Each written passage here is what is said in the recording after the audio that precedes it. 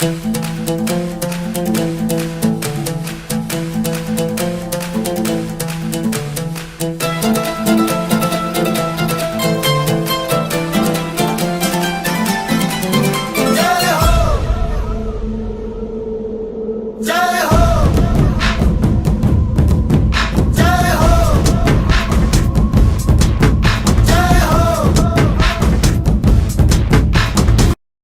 you guys, I think I'm getting sick, so I'm sorry if I sound very miserable, because I kind of am. My throat hurts, and I'm just feeling really lethargic, and just not good at all. So, sorry. I read Harry Potter. Okay. I just want to start out by saying that I feel really lucky to be born in the generation that I was, because I don't think anybody else can get the experience that we did reading Harry Potter. I read it, this one, Sorcerer's Stone, when I was 7 or 8, I don't remember, but I was really young and close to Harry's age, and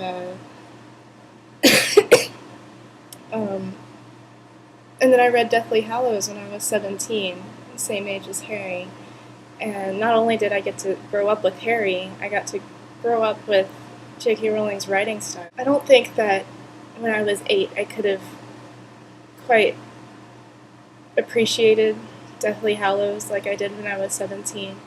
And then I think if I was 17 and I went and read The Sorcerer's Stone for the first time, I couldn't appreciated it like I did when I was 8. So it's a very unique experience to be able to grow up with Harry and the books themselves. I think the chapter Letters from No One is probably one of my favorite chapters in the whole series. It is so captivating. I love everything about it. It's all mysterious. You don't know who the letters are coming from. You don't know what they say. The very first time I read it, I was just so into it. And I really can't remember reading the books for the first time, but I do remember reading that one chapter. And I remember when he's counting down to his birthday and you've got Hagrid knocking down the door. And it was such a magical chapter, and I love it. It's one of my favorite chapters ever. I don't know what else there really is to say about the first 5 chapters. I agree with Lauren that it's best opening of a book ever. You just got everything you could want out of it. I also really love Diagon Alley, the chapter. I like seeing all the magical shops from Harry's point of view. All the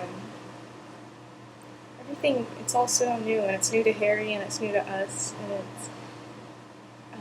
it's just, I guess, magical. I used that word already, but I can't think of any other word. Alright, so I'll answer your questions. Keely asked which one, NASA or Pirates. I'm going to have to say Pirates. I think I'm the only one who actually answered that question. Southwestern Pirates are also NASA. They did some cool stuff, but I was never all that interested. Sorry, NASA. So Chelsea asked what our stance on the Twilight series is, and I'm not gonna lie, I was completely in love with it during the first 2 books. I still loved it, loved the 3rd one, but just it had kind of lost its whatever. And then the 4th one was just completely ridiculous. It was so awful. I mean, there was nothing redeemable about that book at all. And I don't know, I think it just, everything about it ruined Twilight for me, like all of Twilight.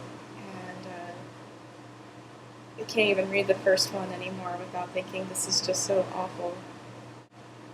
Jesse asked us what our favorite Harry Potter paraphernalia or souvenir or whatever is, and I'm in my dorm, so I don't have like anything with me except my books.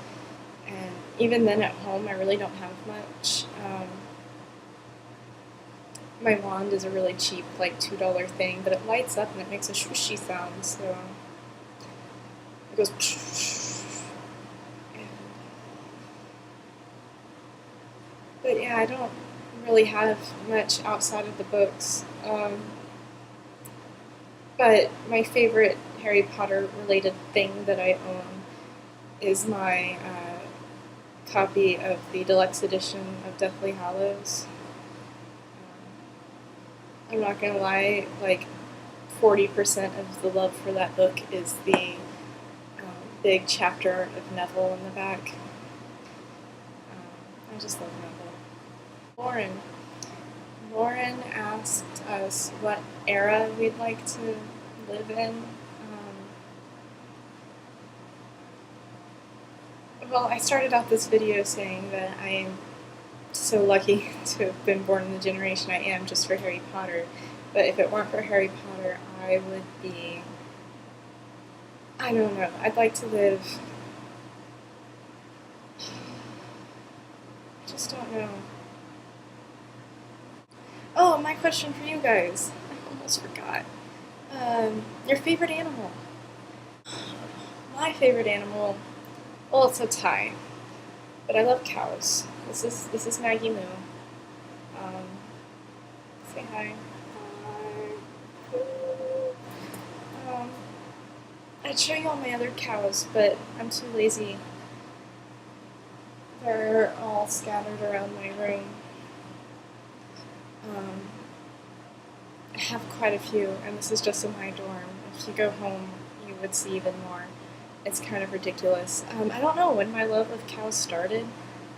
I've loved them forever, for as long as I can remember. I really can't remember just one day being like, oh, I love cows. They've always been there. At first, it was more like, stuffed cows, these stuffed animals. Not stuffed cows, that's weird. But yeah, stuffed animals and like cartoons and stuff, and real cows were just kind of gross. And then, I don't know, this obsession just came over me, and now I find real cows completely adorable too. I love them, I love cows. I also really love dogs. I think that dogs understand the concept of unconditional love way more than most humans do. And in fact, I prefer dogs to most humans. I'm having a really hard time here at school because I can't keep a dog in my dorm, and it's hard to not have something to cuddle with. I miss my dog. So I'll see you tomorrow, Keely, with your Slytherinness, and yay! And bye, guys.